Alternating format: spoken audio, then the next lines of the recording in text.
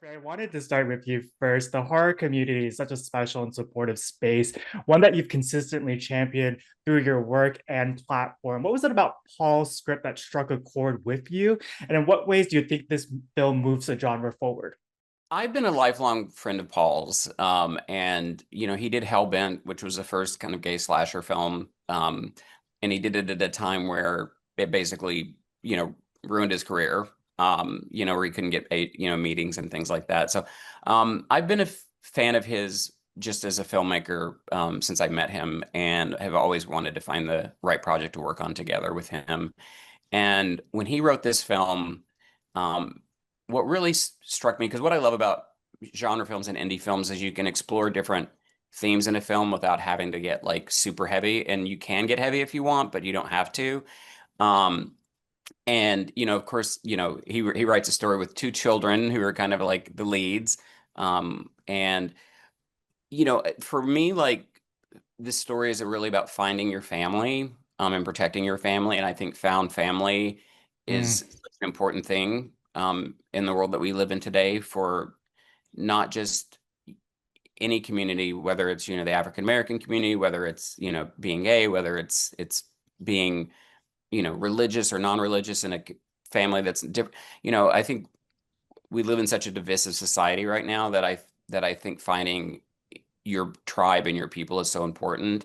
And in this movie, you have a young African American girl who's kind of been passed through the foster care system, and there's something you're not sure if it's with something after her or if it's her. There's a mystery there about what's going on, but she literally has no voice, and she still has to try to find a way to get through this with her best friend, and also she helps this family kind of grow and heal. That there's some rifts in this family that haven't been yeah. addressed. So there was just a lot going on here, family wise, that I think is kind of needed now. Like finding, like I said, finding family thematically is what really drew me to the story. And I just fell in love with the characters. And then, we were just fortunate enough to end up with some great producers, including Lisa, who just really, they didn't come in with notes. They didn't come in and like make us change stuff. They were just really like, how can we support bringing this Mm. story to life?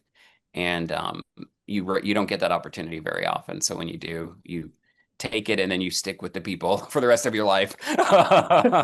Beautifully said, and that's a perfect segue that I had for you, Lisa. But there's so much that goes into making a film that audiences aren't privy to, and the other feels like one that weathered every curveball and still came out swinging. You shared on social media, this has been one of the most joyous creative endeavors of your career. What made it so fulfilling for you, and how much more special is it that you got to bring to life with a local crew, shining light on incredible talent in your own community?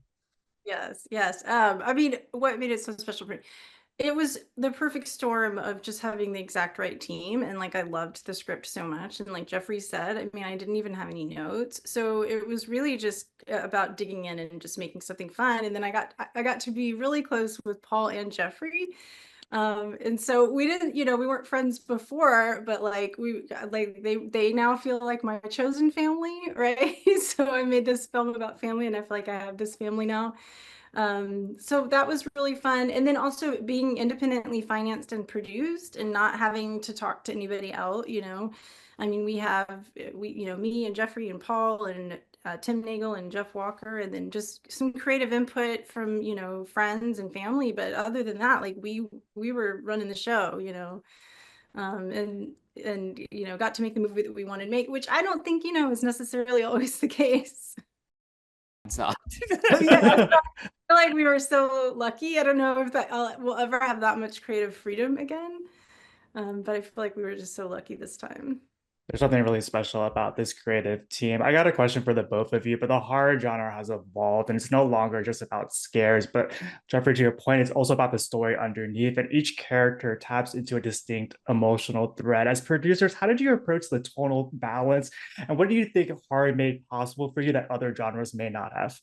For me, I think, that's again what I love about horror is you have room to play in a wider sandbox. And so Paul and I and Lisa, we all have the same sense of humor, which, we'll say stuff on the phone that we would never say out loud. But Paul was able to kind of get that subversive like humor into the script in a way where it didn't feel where it felt very organic and authentic. And I think a lot of that Yeah. is writing and also allowing the actors and actresses to feel really comfortable on set exploring. We got a really amazing cast and um yeah, so Yeah. I think that that's how Paul was able to kind of really balance. And you find, you do it in the shooting, but then you find a lot of it in the editing as well. Like, Lisa and the team gave us, time and permission to like really work on the edit. So we got a lot more time than we normally would to find those moments and to bring those out. So yeah, it's just again a once in a lifetime Yeah. experience. So I would echo what Jeffrey said about it. Just like, it has to work on, for a horror film to be really successful, it has to work on multiple levels. Like you absolutely have to Yeah. have this scares, absolutely have to have the kills, you have to have those chilling moments. But it's like while people are distracted by that, you can like weave in these other things. And Paul is so good at weaving in the humor, but also weaving in like a bit of subversiveness, as Jeffrey was saying, like with his just centering certain characters without hitting you over the head with like, well, this is a drama about this is a whatever, like in Hellbent, centering queer characters, centering trans characters, and in this film, centering strong female characters, centering Black characters, centering and neurodivergent characters. Like he just makes films about characters that I want to see, and that in itself sometimes can be a little bit subversive.